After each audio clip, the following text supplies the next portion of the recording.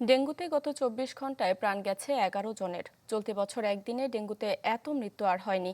এ পর্যন্ত এ মৌসুমে প্রাণ হারালেন ৪৫৯ জন। পটুয়াখালীর ডেঙ্গু পরিস্থিতির আরও খবর জানাতে সেখান থেকে যোগ দিচ্ছেন MK রানা। রানা,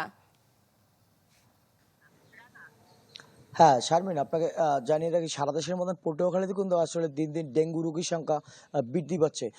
গত এক সপ্তাহে কিন্তু আসলে পটুয়াখালী সদর ও গলাচিপা উপজেলায় কিন্তু আসলে ২ জন রোগীর ডেঙ্গু রোগীর মৃত্যুর খবরে কিন্তু আসলে রোগীদের মধ্যে এক ধরনের আতঙ্ক বিরাজ করেছে।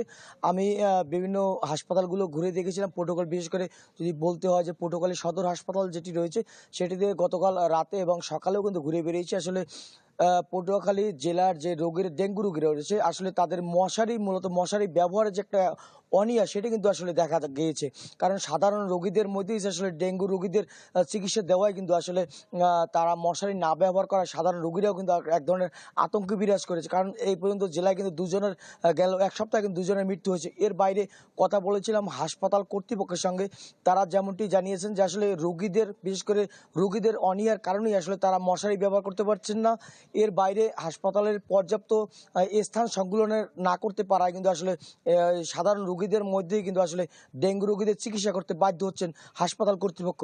এর বাইরে জেলা সিভিল সার্জনের সাথে কথা বলেছে, তিনি যেমনটি জানিয়েছেন গত ২৪ ঘন্টায় কিন্তু আসলে জেলায় ৩০ থেকে ৩৫ জন রোগী কিন্তু জেলার বিভিন্ন হাসপাতালে ভর্তি রয়েছে। এর বাইরে গত ২৪ ঘন্টায় কিন্তু আসলে বিভিন্ন পটুয়াখালীর বিভিন্ন হাসপাতালে কিন্তু আসলে প্রায় শতাধিক রোগী কিন্তু বিভিন্ন হাসপাতালে ডেঙ্গু রোগী ভর্তি হয়ে রয়েছে।